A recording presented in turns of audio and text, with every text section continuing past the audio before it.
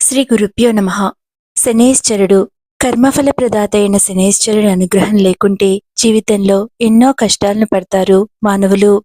కర్మ పాఠాలు, బాధలు, దూర ప్రాంతాలు, ఒంటరితనం, నిద్ర, నిర్లిప్తత, దుఃఖం, వృద్ధాప్యం, అడ్డంకులు, జాప్యాలు, క్రమశిక్షణ, బాధ్యత వీటన్నింటిపైన శనేశ్వరునికి అధికారం ఉంటుంది. శనిగ్రహం యొక్క అనుగ్రహం లేనట్లయితే వ్యక్తి ఈ విషయాలలో బాధపడుతూ ఉంటాడు. అందువల్లనే జాతక చక్రంలో శనిగ్రహం వస్తూ ఉంటే వ్యక్తి అనేక రకాల భయాలను కలిగి ఉంటాడు. కర్మకారకత్వం ఉన్న శనేశ్వరుడు జీవితంలో అడ్డంకులు కలిగించిన కొన్నింటిని నేర్పిస్తాడు. శనిగ్రహం వలన వ్యక్తి ఆర్థిక క్రమశిక్షణ, ఓర్పు, సహనం, విశ్వాసము, స్థిరత్వం, విధిని నమ్మడం, బాధ్యత యొక్క బలమైన భావన కలిగి ఉండడం, చిత్తశుద్ధి, ఏకాగ్రమైన మనస్సుతో పనిచేయడం, నియంత్రణ వీటిని నేర్చుకుంటాడు.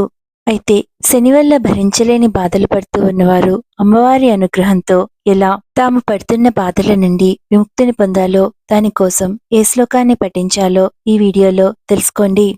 ఈ శ్లోకాన్ని నిత్యము పఠించే వారికి శనిగ్రహ బాధల నుండి విముక్తి లభించడమే కాకుండా నవగ్రహాలు అనుకూలించి జీవితంలో ఉన్నతిని సాధిస్తారు. లలితా సహస్రనామాలలో అమ్మవారి నామము వరాళి మందగమన అనగా అమ్మవారు మెల్లగా నడుస్తారట. అమ్మవారి పాదాలకు విశేషమైన అనుగ్రహ శక్తి ఉంది.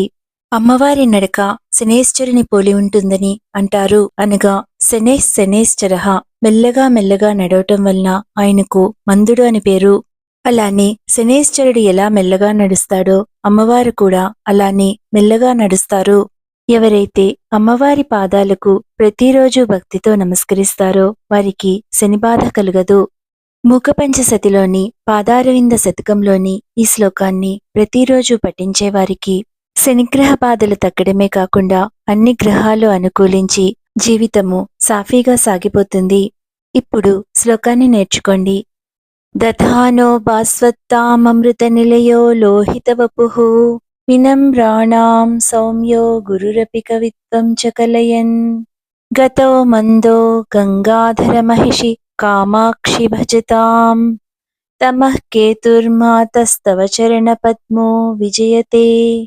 గంగాధర పట్టమహిషి కామాక్షీదేవి నీ చరణ కమలము ప్రకాశమును వహించునదై అమృతమునకు నిలయమై ఎర్రని రూపం కలదై భక్తులకు సౌమ్యమై గురువై కవిత్వాన్ని అలరించుచు నడకలో మాంద్యమును కలిగినదై తమస్సునకు ధూమకేతువై భక్తులకు కామాక్షీదేవి దివ్యచరణం నవగ్రహ రూపంతో విరాజిల్లుతున్నది. అమ్మవారి పాదాలను ఆశ్రయించిన వారికి అన్ని గ్రహాలు అనుకూలిస్తాయి. శుభమస్తు.